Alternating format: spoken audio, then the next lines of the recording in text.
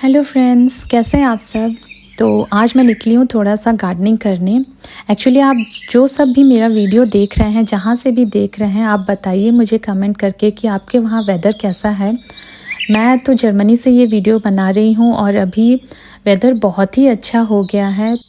बहुत ही अच्छी धूप निकली है और टेम्परेचर भी बहुत अच्छा हो गया है। तो सोचा ये बेस्ट टाइम है प्लांट लगाने का। और जैसा कि आप यहाँ पे देख रहे हैं, ये है मेरा कंपोस्ट पिट।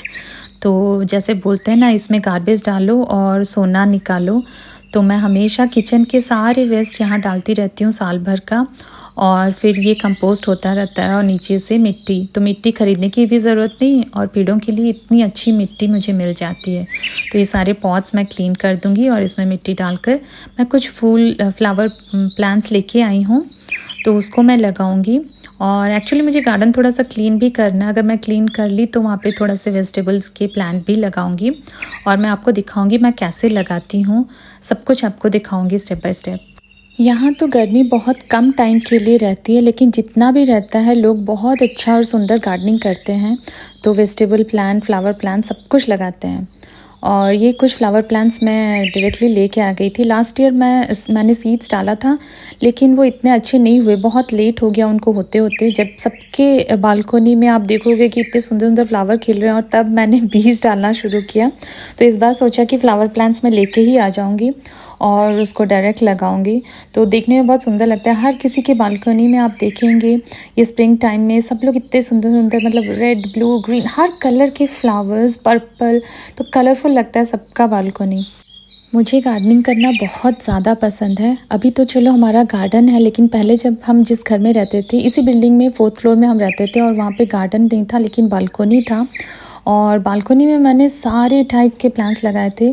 फ्लावर प्लांट्स मैंने कम लगाए थे, लेकिन वेजिटेबल्स मैंने भर भर के लगाए थे, और इतना अच्छा होता था। तो बहुत ही खुशी मिलती थी कि अपने बालकनी से तुम वेजिटेबल लेकर खाना बनाओ, या फिर मतलब इतना अच्छा लगता था देख कर ना। तो मेरा पूरा समर बालकनी में ही जाता था, कहीं जाने का मन नहीं करता था, सिर्फ उन प्लांट्स के पास बैठने का मन करता था।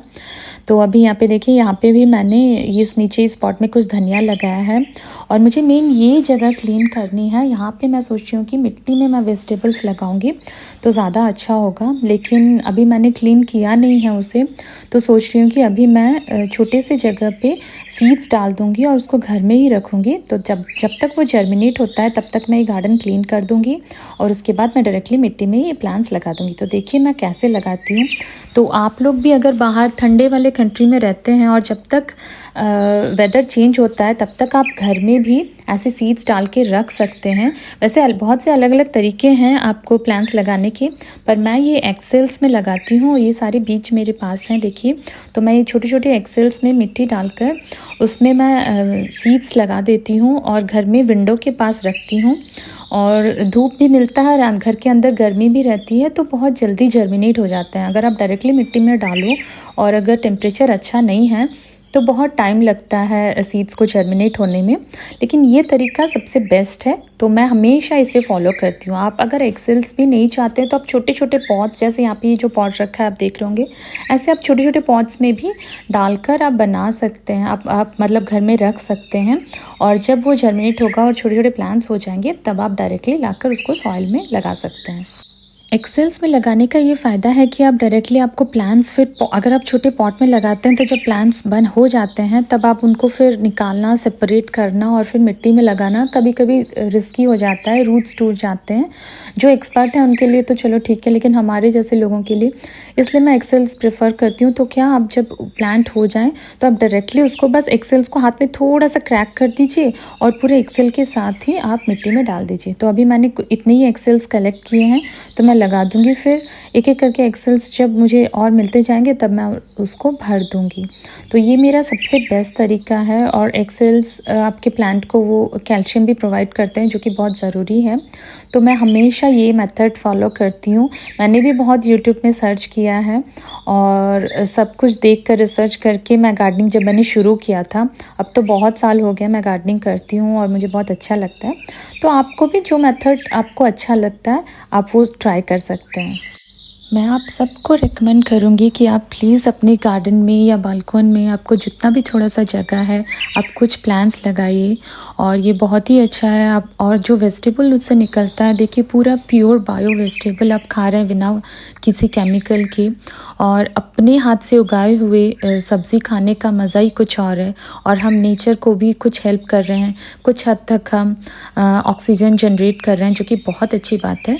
तो अब मैंने ये सब लगा दिया है और मैं उसको, अगर आप भी चाहें तो ऐसे मार्क कर सकते हैं, तब जब प्लांट्स उठेंगे तो आपको पता चलेगा कि इसमें क्या लगाया था आपने और ये क्या प्लांट उठे हैं और कौन सा नहीं उठ पाया है।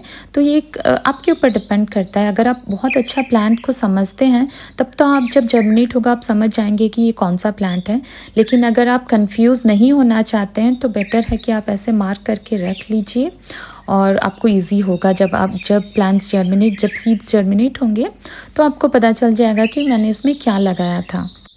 तो सब में मार्किंग करने के बाद हम इसमें अच्छे से पानी स्प्रे कर देंगे। पहली बार थोड़ा ज़्यादा पानी स्प्रे कीजिए क्योंकि मिट्टी गीला नहीं रहता है, मिट्टी सूखा रहता है, तो अच्छे से पानी उसको स्प्रे करना पड़ेगा कि नीचे तक मिट्टी गीला हो जाए। और स्प्रे करने के बाद मैं यहाँ पर विंडो में रख दूँगी। देखिए यहाँ पे मैंने कुछ तुलसी के सीड्स भी डाले हैं और ये जो कड़ी पत्ता का प्लांट मैंने दिखाया वो मैं इंडिया से लेके आई थी।